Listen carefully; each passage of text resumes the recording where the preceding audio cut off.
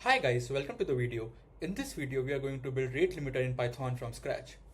Before building anything, first let's try to understand why do we even need rate limiter. Let's say you've exposed an API and there are 10,000 requests coming at 1 second. What will happen? It will slow down your server and eventually it will crash. This is a very common problem and it can happen to any application system. So to solve this problem, we have to build an algorithm that can basically limit the API request at a given time. So in this video, we are going to build rate limiting algorithm using token bucket. So let's start. Okay, let's try to understand what is the idea behind token bucket algorithm. Imagine a bucket. Instead of water, it contains token. Every API request costs one token. If the bucket has a token, the request is allowed. If it's empty, the request gets blocked. But there is the clever part. The bucket slowly refills over time. So users can continue making requests. Just not infinitely fast. Let's build it. Okay, so let's start building the algorithm that we have discussed so far. For that, I have created a class named tokenBucket. And inside that, we'll have a constructor which we can initialize like this. So we'll have a constructor name init. And we can have here, think about for a second, like what should we add here? The first and foremost important thing is the capacity, because we should know what is the capacity of that bucket. So I'll add something called capacity. And the second thing we should know is what's the refill rate, because every bucket can have different rate.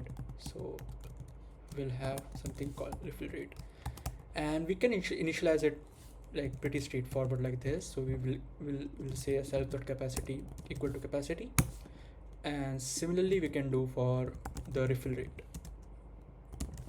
Okay, now comes the interesting part. Now think about a second, what else do we need? There's one more thing that we need. We also need the tokens, because like for every token bucket, the tokens can vary. And let's suppose like I am the user of the API and I get the access of the API. So initially, what do you think, how much tokens should I have? I should have like 100% tokens, right? Like same as when you start working on Cloud Code and you will have like 100%. So like every user in the starting has 100%. So here, instead of like passing that from the argument, we can directly say, okay, self.tokens will be always equal to the capacity when we are starting the API or like any service or any application. Okay, so till here we are good. So now let's build the important function which will be the core of this, which is the refill, because like we should know how we are refilling it. So for that, I can create a function named refill, and we don't need to essentially pass anything. So I'm just like doing it as self. Okay, now think about a second how Cloud Code works. So inside a Cloud Code, if you see, there is a timer window. So it updates like every 5 hours. So for that, what essentially it is doing is it is checking what is the current time, and also it is checking what's the last time it is refreshed, and based on that, if it crossed the 5 hour, it will again refresh it, or basically it will again maximize the tokens, which is 100%. So similarly, like the concept is same here. It's just the algorithm is a little bit different, but the baseline is same. So for that, what we need to know what is the current time. So let's say now is the current time. So we can say time dot time. We'll import the library, which is import time. Okay, so we now know what is the current time. And one more thing we should know is what is the last time the bucket was refilled. So currently, if you see in the code, we are not storing it anywhere. So here we also need a variable that will store that last refill time. So I can have self.last equal to, again, like it will be time.time, because when the constructor is initialized, the time we have to store that time. So for example, if I am the user and I start the application now, the last refill time will be the now time. And this is the current time which is happening. So for that, I need to get the delta to get to know, okay, like how much time is elapsed. So for that, I need a elapsed variable, which will just be the last refill time, basically now minus last refill time. Okay, yeah. So now we know how much time is elapsed. We also know what is the current time. What else do we need? Okay, so now we have the now and we also have the elapsed. Now try to understand how can we find what is the number of tokens we have now. So for that, we have to add a new tokens And we will do one thing. We will do elapsed, which is like how much time has elapsed, and we'll multiply it by self dot the refill rate basically. Okay, now try to understand what is this. It essentially means is like, for example, if elapsed time is, let's say, 5 seconds, and the refill rate is 1 second, like 1 tokens per second, so the new tokens will be 5 here, which means like every second we'll have 1 token and multiply by how much time has elapsed. So now we have the new tokens. So now we also need to update the tokens, right? Because now we need to add the new token inside the token. But here there is a catch. We also need to make sure that tokens does not pass the capacity.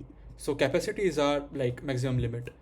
So here what we'll do is we'll add self.tokens equal to whatever is minimum of the new tokens and the capacity, because we also need to make sure we are not crossing the capacity. So here we'll just do self.capacity. Okay, now we have more tokens. So remember one more thing we need to do here. If you see here, we have the self.last refill time. Currently we have the new tokens, but this is still pointing to the time when the constructor was initialized. So for that, we also need to update the self.last refill time to the new time. So what we can do is we can just copy this, and then here we can just make it time.now. So it will now store the current value. Okay, so now we have the refill function and also have the initializer constructor basically. So now we need to know if we can basically allow the user to get the request or not. So for that, we'll define a function called allow request. It will not take anything because it will return just boolean, which is true or false. So the first step is to refill the buckets with the tokens, because like we need to make sure we are like refilling it before checking it. So now we have the latest value of the tokens, because this function will be called and then it will update the tokens based on this logic which we have discussed. So now there is a small check we need to do. We'll do if the self.tokens is greater than equal to 1. So here we are assuming like every request will consume 1 token.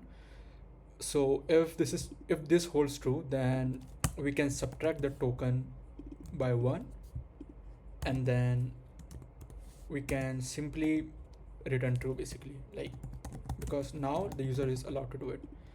Else, like if we don't have that thing, like if the self.token is already like less than 1, then obviously like we cannot allow user to hit the API.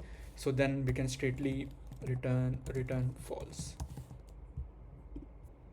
Okay, so now I have copy pasted the simulate request function, which will just like hit the APIs that we have created or the functions.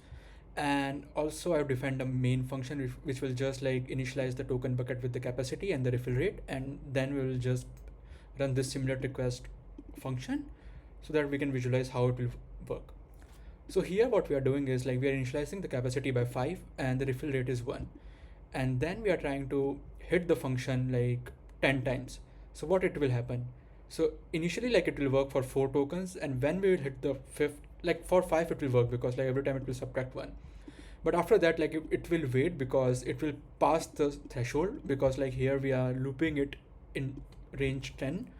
So this will be like super fast. It will not wait for 1 second. So let's try to see how it will work.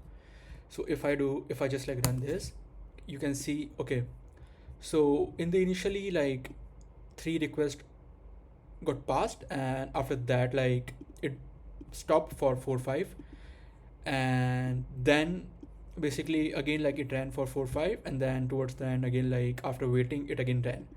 So basically like it meant that it is working correct. So the logic is like very straightforward. We are just like waiting it until it's done, and after that part is done, then we'll again like once we have more token, then we again release it.